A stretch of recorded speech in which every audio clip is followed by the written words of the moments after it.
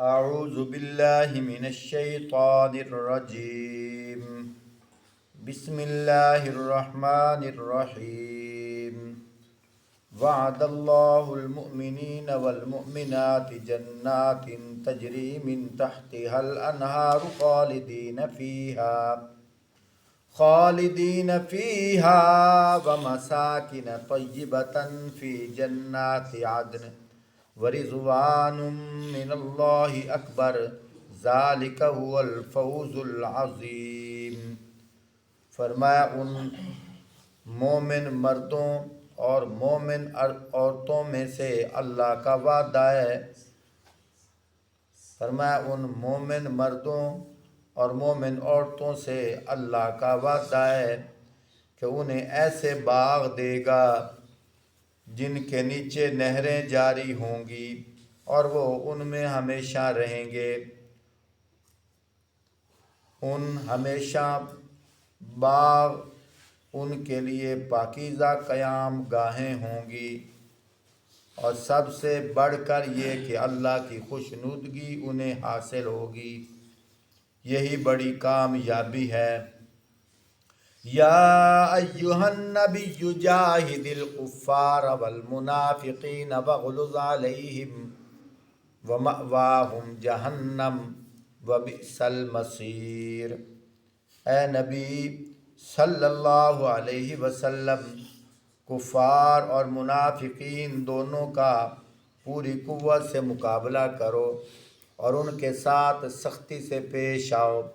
آخر کار ان کا ٹھکانہ جہنم ہے اور وہ بدترین ٹھکانہ ہے.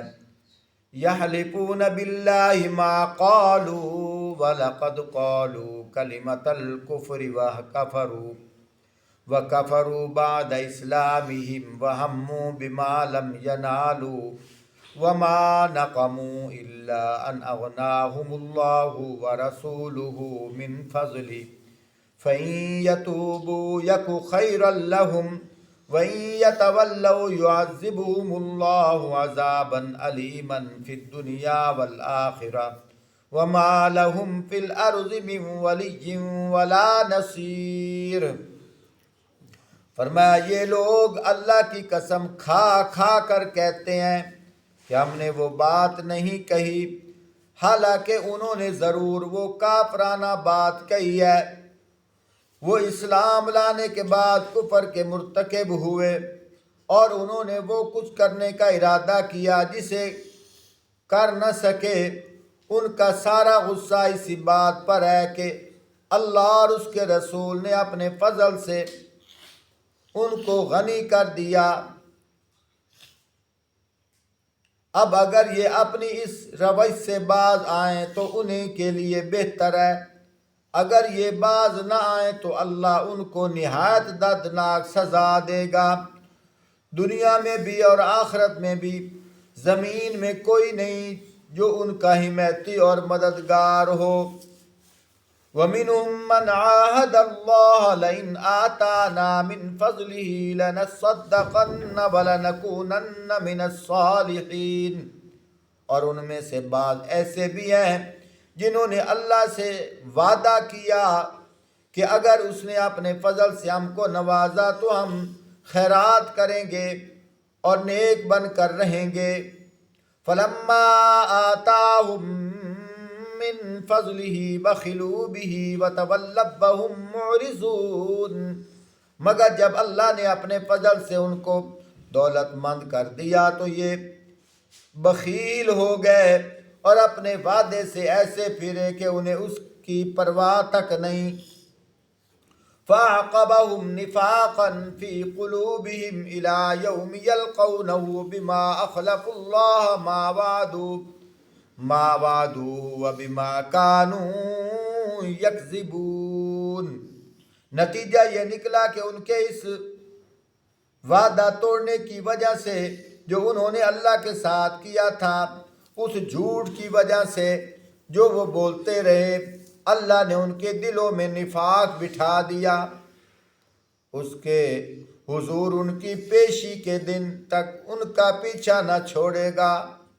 الم یعلموا ان اللہ یعلم سرهم ونجواهم وَأَنَّ اللَّهَ عَلَّامُ الْغُيُوبِ، کیا یہ لوگ جانتے نہیں ہیں کہ اللہ کو ان کی مخفی راز اور ان کے پوشیدہ سرگوشیاں تک معلوم ہے، وہ تمام غیب کی باتوں سے پوری طرح باخبر ہے۔ اللہ اکبر۔ محترم سامعین، یہ آیات منافقین کے بارے میں نازل ہوئی ہیں۔ حوالہ دیتا جاؤں، حوالہ اس لیے دیا جاتا ہے کیونکہ یہ بیان یوٹیوب پر جاتا ہے۔ ایسے ہزاروں لوگ بھی ہیں جو قرآن سامنے رکھ کر من گھڑت باتیں پیش کرتے ہیں اور قوم کو ورغلا رہے ہیں۔ حوالہ اس لیے دیتا ہوں تاکہ لوگ اپنے گھروں میں بیٹھ کر الماری سے قرآن پاک اٹھائیں اور وہاں خود دیکھیں۔ تحقیق کے بعد جو ایمان مضبوط ہوتا ہے وہ اتنا مضبوط ہوتا ہے کہ ایمان والا کہتا ہے اب میرے ٹکڑے تو ہو سکتے ہیں، جس بات پہ میں جم گیا ہوں یہاں سے پیچھے نہیں ہٹوں گا۔ تو یہ آیات جو ہیں پڑھ کر صحابہ اکرام کے خلاف منسوب کی جاتی ہیں۔ لوگ کہتے ہیں دیکھو قرآن تو انہوں نے پڑھا لیکن انہیں اصل حقیقت کا پتہ کوئی نہیں ہوتا۔ یہ آیات منافقین کے بارے میں اتری ہیں اور صحابہ اکرام کے بارے میں فٹ کی جا رہی ہے۔ محترم ساتھیو، سورۃ توبہ ہے، 10واں پارہ ہے، آیت نمبر 72 ہے۔ میں نے یہاں سے پڑھا ہے۔ اس کا شان نزول تو یہ ہے، آپ صلی اللہ علیہ وآلہ وسلم غزوہ تبوک کے موقع پر جنگ کے لیے جب تشریف لے گئے، صحابہ تو حضور کے ساتھ تھے۔ جو منافقین تھے وہ آپس میں مشورہ کر رہے ہیں، اور مشورہ انہوں نے کیا کیا کہ آپ صلی اللہ علیہ وآلہ وسلم غزوہ تبوک کے موقع پر ایک خطبہ دیا جس میں منافقین کی بدحالی اور انجام بد کا ذکر فرمایا۔ حاضرین میں سے ایک منافق جلاس جس کا نام ہے وہ موجود تھا۔ اس نے اپنی مجلس میں جا کر کہا کہ محمد صلی اللہ علیہ وآلہ وسلم جو کچھ کہہ رہے ہیں اگر وہ سچ ہے تو ہم گدھے ہیں، یعنی ہمارے اندر نفاق ہے، ہم دل سے دین پر نہیں قائم، تو اگر یہ وجہ ہے تو پھر ہم گدھے ہیں اور گدھوں سے بھی بدتر ہیں۔ اس کا یہ کلمہ ایک صحابی عامر بن قیس رضی اللہ تعالیٰ نے سن لیا تو کہا کہ بے شک رسول اللہ صلی اللہ علیہ وآلہ وسلم نے جو کچھ فرمایا وہ سچ ہے اور تم واقعی گدھوں سے بھی زیادہ بدتر ہو۔ جب رسول اللہ صلی اللہ علیہ وآلہ وسلم سفر تبوک سے واپس مدینہ طیبہ پہنچے تو عامر بن قیس رضی اللہ تعالیٰ عنہ نے یہ واقعہ رسول اللہ صلی اللہ علیہ وآلہ وسلم کو سنا دیا۔ وہ جو جلاس جس نے یہ بات کہی تھی اسے بلا بھیجا، وہ مکر گیا۔ اس نے کہا میں نے تو یہ بات کہی بھی نہیں ہے۔ عامر بن قیس نے اپنی طرف سے بات کی ہے، اور یہ معاملہ تو دل کا تھا، اور اللہ پاک دلوں کے راز جانتے ہیں۔ رسول اللہ صلی اللہ علیہ وآلہ وسلم نے دونوں کو حکم دیا کہ منبر نبوی کے پاس کھڑے ہو کر قسم کھائیں۔ جلاس نے بے دھڑک جھوٹی قسم کھا لی کہ میں نے ایسا نہیں کہا، عامر جھوٹ بول رہا ہے۔ حضرت عامر رضی اللہ تعالیٰ عنہ کا نمبر آیا تو انہوں نے بھی قسم کھائی اور پھر دعا کے لیے ہاتھ اٹھائے کہ یا اللہ آپ اپنے رسول صلی اللہ علیہ وآلہ وسلم پر بذریعہ وحی اس معاملے کی حقیقت روشن فرما دیں، کیونکہ دلوں کے راز تو اللہ جانتے ہیں۔ ان کی دعا پر رسول اللہ صلی اللہ علیہ وآلہ وسلم اور تمام مسلمانوں نے آمین کہی۔ ابھی یہ لوگ اس جگہ سے ہٹے بھی نہیں تھے کہ جبرائیل امین وحی لے کر حاضر ہو گئے، جس میں آیت مذکورہ نازل ہوئی کہ جلاس نے جب آیت سنی تو فوراً کھڑے ہو کر کہنے لگے کہ یا رسول اللہ صلی اللہ علیہ وآلہ وسلم، اب میں اقرار کرتا ہوں کہ یہ غلطی مجھ سے ہوئی تھی، اور عامر بن قیس نے جو کچھ کہا وہ سچ تھا، مگر اسی آیت میں حق تعالی نے مجھے توبہ کا بھی حق دے دیا ہے۔ میں اب اللہ سے مغفرت مانگتا ہوں اور توبہ کرتا ہوں۔ رسول اللہ صلی اللہ علیہ وآلہ وسلم نے ان کی توبہ قبول فرمائی اور بعد میں یہ اپنی توبہ پر قائم رہے اور ان کی حالت درست ہو گئی۔ دوبارہ پھر میں آیت پڑھ دیتا ہوں۔ وعد اللہ المؤمنین والمؤمنات جنات تجری من تحتها الانہار خالدین فیہا ومساکن طیبتا فی جنات عدن ورضوان من اللہ اکبر ذالک هو الفوز العظیم۔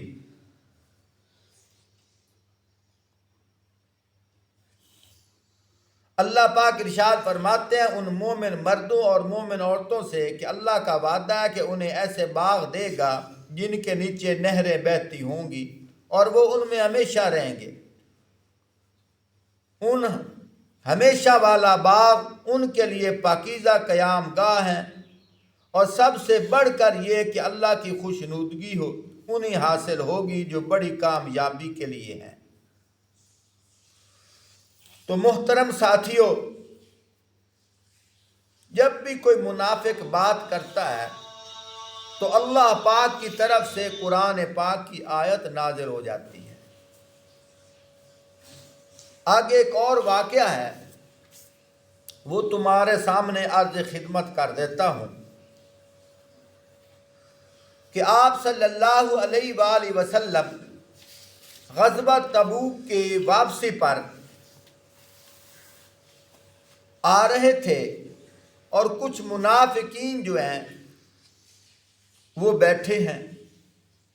کس ارادے سے بیٹھے ہیں کہ آپ صلی اللہ علیہ وآلہ وسلم کا یہاں سے گزر ہوگا، ہم یک بارگی سے حملہ کریں گے اور قتل کر دیں گے۔ جبرائیل امین علیہ السلام نے آپ صلی اللہ علیہ وآلہ وسلم کو خبر دے دی، تو آپ صلی اللہ علیہ وآلہ وسلم اس راستہ سے ہٹ گئے اور ان کی سازش خاک میں مل گئی۔ تو اس بارہ میں بھی یہ آیت نازل ہوئی۔ ایک واقعہ جو سابقہ میں نے سنایا ہے اور ایک واقعہ ابھی جو میں نے سنایا ہے، ان دونوں کا مجموعہ جو ہے وہ اللہ پاک یہ ارشاد فرما رہے ہیں۔ اللہ پاک فرماتے ہیں یحلفون باللہ ما قالوا ولقد قالوا کلمۃ الکفر وکفروا بعد اسلامہم وہموا بما لم ینالوا وما نقموا الا ان اغناہم اللہ ورسولہ من فضلہ فإن یتوبوا یک خیرا لہم وإن یتولوا یعذبہم اللہ عذابا علیما فی الدنیا والآخرہ وما لہم فی الارض من ولی ولا نصیر۔ فرمایا یہ لوگ اللہ کی قسم کھا کر کہتے ہیں کہ ہم نے وہ بات نہیں کہی، حالانکہ انہوں نے ضرور وہ کافرانہ بات کہی ہے۔ وہ اسلام لانے کے بعد کفر کے مرتکب ہوئے، انہوں نے وہ کچھ کرنے کا ارادہ کیا جسے کر نہ سکے۔ ان کا سارا غصہ اسی بات پر کہ اللہ اور اس کے رسول نے اپنے فضل سے ان کو غنی کر دیا ہے۔ اب اگر یہ اپنی اس روش سے باز آئیں تو انہی کے لیے بہتر ہے، اور اگر یہ باز نہ آئیں تو اللہ ان کو نہایت دردناک سزا دے گا، دنیا میں بھی اور آخرت میں بھی، اور زمین میں کوئی نہیں جو ان کا حمایتی اور مددگار ہو۔ ایک اور اسی طرح واقعہ ہے، ایک آدمی جو اوپر سے مسلمان تھا لیکن اندر سے منافق تھا۔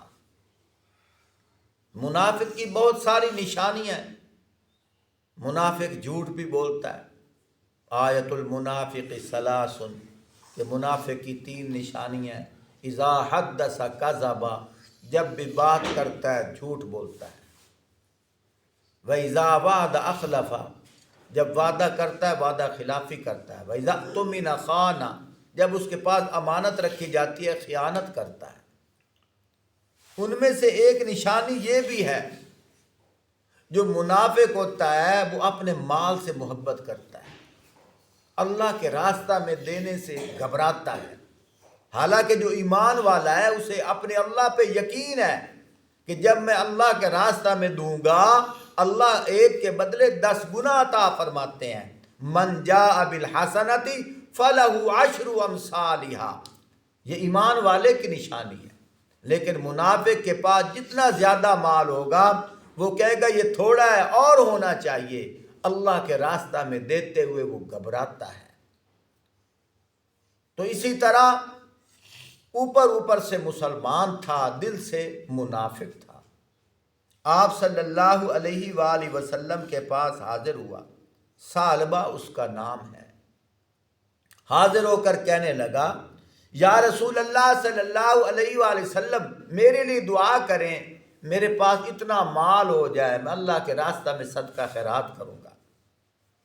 تو اس کے بارے میں اللہ پاک قرآن پاک کے اندر ارشاد فرماتے ہیں، فرمایا کہ ایک شخص ثعلبہ ابن حاتب انصاری نے رسول اللہ صلی اللہ علیہ وآلہ وسلم کی خدمت میں حاضر ہو کر یہ درخواست کی کہ آپ صلی اللہ علیہ وآلہ وسلم دعا کریں کہ میں مالدار ہو جاؤں۔ آپ صلی اللہ علیہ وآلہ وسلم نے فرمایا کہ کیا تم کو میرا طریقہ پسند نہیں ہے؟ فرمایا قسم ہے اس ذات کی جس کے قبضہ میں میری جان ہے، اگر میں چاہتا تو مدینہ کے پہاڑ سونا بن کر میرے ساتھ پھرا کرتے، مگر مجھے ایسی مالداری پسند نہیں ہے۔ یہ شخص چلا گیا، مگر یہ شخص چلا اٹھا اور یہ چلا گیا، دوبارہ پھر آ گیا۔ جب دوبارہ پھر آیا پھر اس نے یہی درخواست کی اور معاہدے کے ساتھ یہ درخواست پیش کی کہ مجھے مال مل جائے اور حق والوں کو اس کا حق پہنچاؤں گا۔ رسول اللہ صلی اللہ علیہ وآلہ وسلم نے دعا کر دی، جس کا اثر ظاہراً یہ ہوا کہ اس کی بکریوں میں بے پناہ اضافہ ہو گیا، یہاں تک کہ مدینہ کی گلیاں تنگ ہو گئی۔ تو بہر دور چلا گیا، گاؤں سے نکل کر جنگل میں چلا گیا، اور پھر بکریوں کی محبت کی وجہ سے زور اور اثر کی جو نماز ہے وہ مدینہ میں آ کر آپ صلی اللہ علیہ وآلہ وسلم کے ساتھ پڑھتا تھا، باقی جو 3 نمازیں ہیں وہ رہ جاتی تھی۔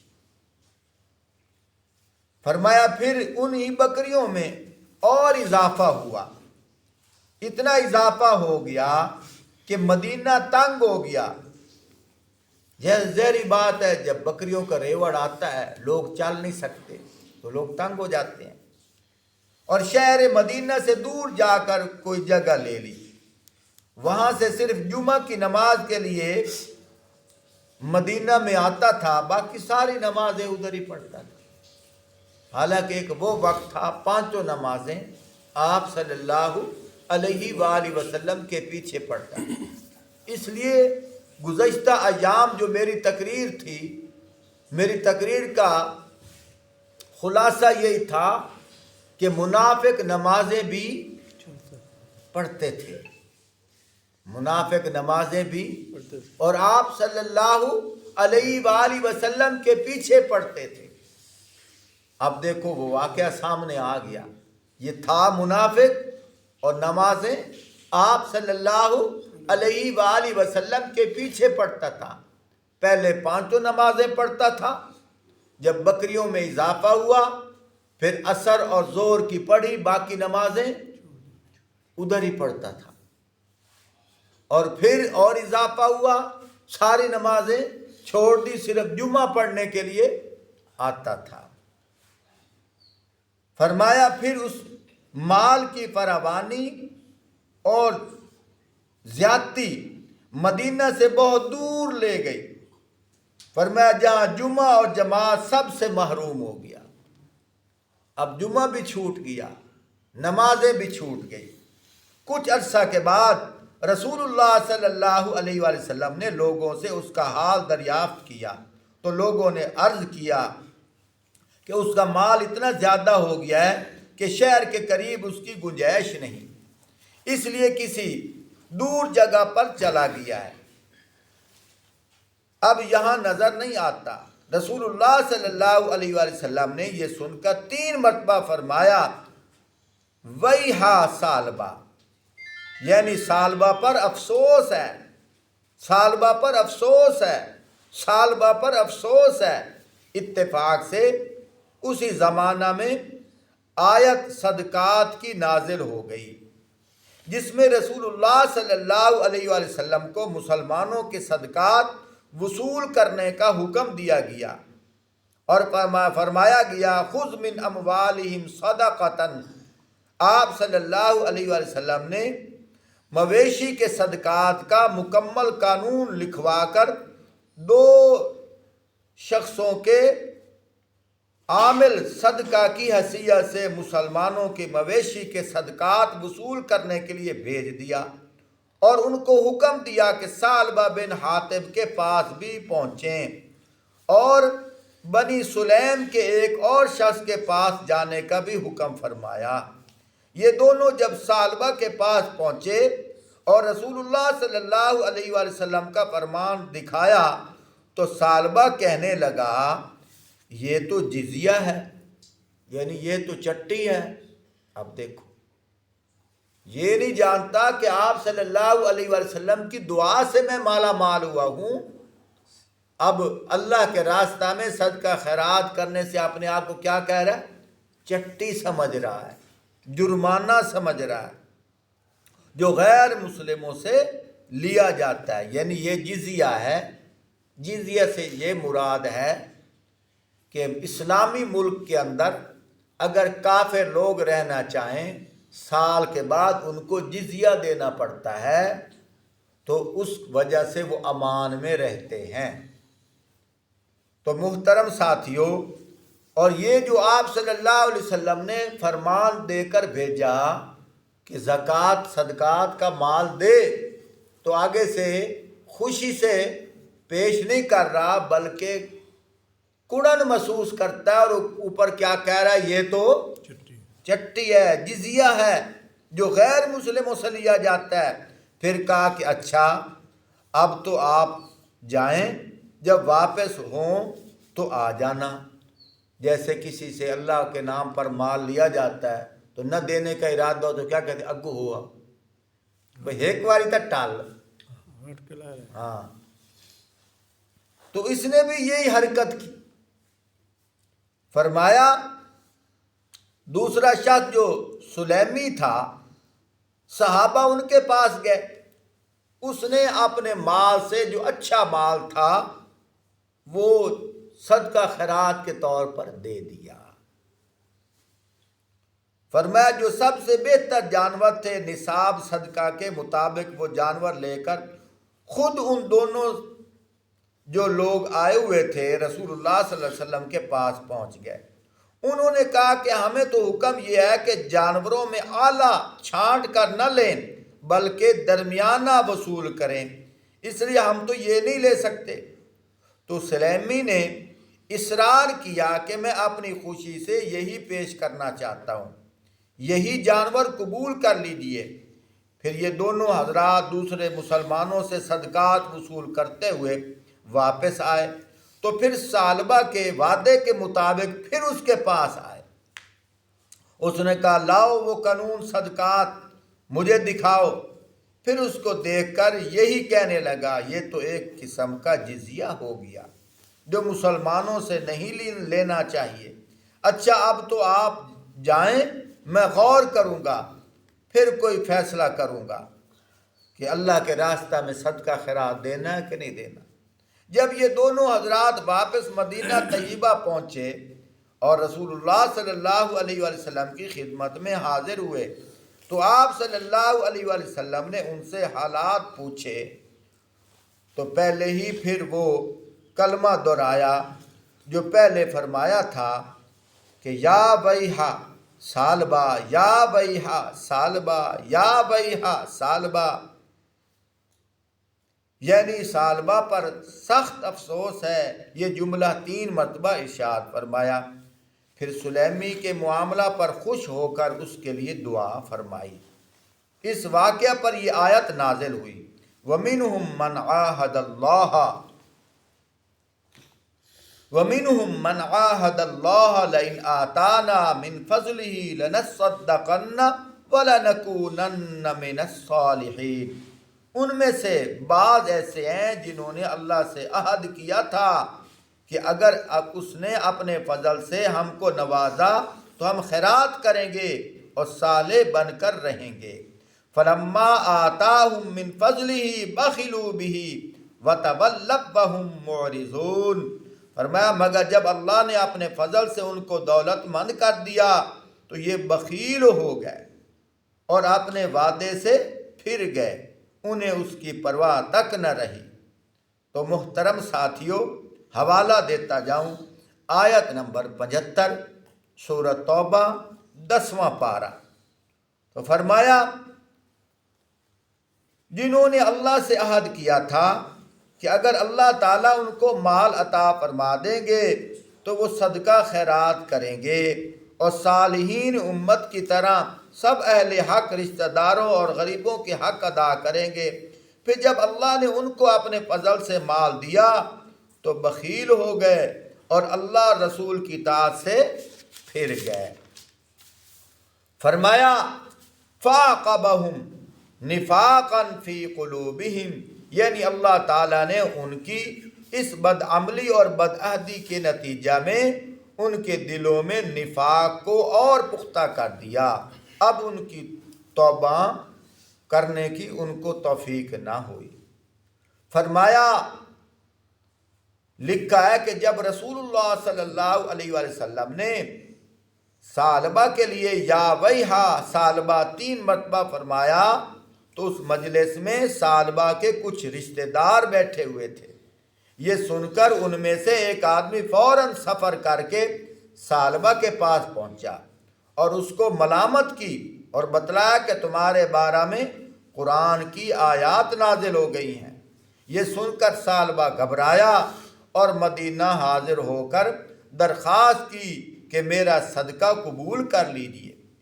حضرت صلی اللہ علیہ وآلہ وسلم نے فرمایا کہ مجھے حق تعالیٰ نے تمہارا صدقہ قبول کرنے سے منع فرما دیا ہے۔ یہ سن کر سالبہ اپنے سر پر خاک ڈالنے لگا۔ رسول اللہ صلی اللہ علیہ وآلہ وسلم نے فرمایا یہ تو تمہارا اپنا عمل ہے، میں نے تمہیں حکم دیا تم نے اطاعت نہ کی، اب تمہارا صدقہ قبول نہیں ہو سکتا۔ سالبہ ناکام واپس ہو گیا اور اس کے کچھ دن بعد رسول اللہ صلی اللہ علیہ وآلہ وسلم کی وفات ہو گئی اور صدیق اکبر رضی اللہ تعالیٰ عنہ خلیفہ ہوئے۔ سالبہ صدیق اکبر رضی اللہ تعالیٰ عنہ کی خدمت میں مال لے کر حاضر ہوا اور کہا کہ میرا صدقہ قبول کر لیجیے۔ صدیق اکبر رضی اللہ تعالیٰ عنہ نے فرمایا جب رسول اللہ صلی اللہ علیہ وآلہ وسلم نے قبول نہیں کیا تو میں کیسے قبول کر سکتا ہوں۔ پھر صدیق اکبر رضی اللہ تعالیٰ عنہ کی وفات کے بعد سالبہ فاروق اعظم رضی اللہ تعالیٰ عنہ کی خدمت میں حاضر ہوا اور وہی درخواست کی اور وہی جواب ملا جو صدیق اکبر رضی اللہ تعالیٰ عنہ نے دیا تھا۔ پھر عثمان غنی رضی اللہ تعالیٰ عنہ کے زمانہ خلافت میں ان سے درخواست کی کہ انہوں نے بھی انکار کر دیا اور خلافت عثمان کے زمانہ میں سالبہ مر گیا، نعوذ باللہ۔ فرمایا یہ منافق ہو کر مرا۔ یہاں ایک بات قابل غور ہے، بس وہ سن لیں اور دعا کرتا ہوں۔ فرمایا یہاں یہ سوال ہو سکتا ہے کہ سالبہ طیب ہو کر حاضر ہوا تو اس کی توبہ قبول کیوں نہیں کی گئی؟ وجہ ظاہر ہے کہ رسول اللہ صلی اللہ علیہ وآلہ وسلم کو بذریعہ وحی معلوم ہو گیا تھا کہ یہ اب بھی اخلاص کے ساتھ توبہ نہیں کر رہا، اس کے دل میں نفاق موجود ہے، محض وقتی مصلحت سے مسلمانوں کو دھوکہ دے کر راضی کرنا چاہتا ہے، اس لیے قبول نہیں کیا جا رہا۔ جب حضرت صلی اللہ علیہ وآلہ وسلم نے اس کو منافق قرار دے دیا تو بعد کے خلفاء کو اس کا صدقہ قبول کرنے کا حق نہیں رہا، کیونکہ زکوٰۃ کے لیے مسلمان ہونا شرط ہے۔ البتہ رسول اللہ صلی اللہ علیہ وآلہ وسلم کے بعد چونکہ کسی شخص کے دل کا نفاق قطعی طور پر کسی کو معلوم نہیں ہو سکتا، اس لیے آئندہ کا حکم یہی ہے کہ جو شخص توبہ کر لے اور اسلام ایمان کا اعتراف کر لے اس کے ساتھ مسلمانوں کا سا معاملہ کیا جائے، خواہ اس کے دل میں کچھ بھی ہو۔ تو اللہ رب العزت ہمیں منافقین سے بچنے کی اور منافقین کی منافقت والی علامتوں سے اللہ پاک محفوظ فرمائے۔ اللہ پاک ہمیں ایمان والوں کی صحبت اور ایمان کی توفیق عطا فرمائے اور خاتمہ بالایمان نصیب فرمائے۔